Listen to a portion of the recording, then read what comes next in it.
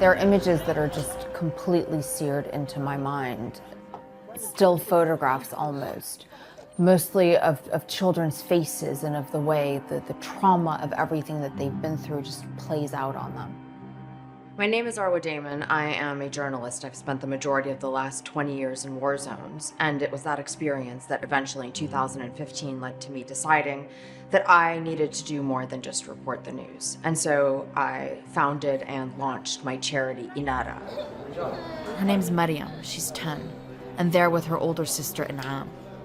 They say a mortar hit their house just as they were trying to make a run for it. One of the biggest challenges that we face when reporting on war zones or reporting on refugee crises is taking the intense emotions and experiences that people have gone through and somehow trying to condense that. We're not going to be able to change the world, but what we can do, because we are not helpless, is change one child's story. هي الخضرة راح أحطها, okay? Yeah, she wants green on green.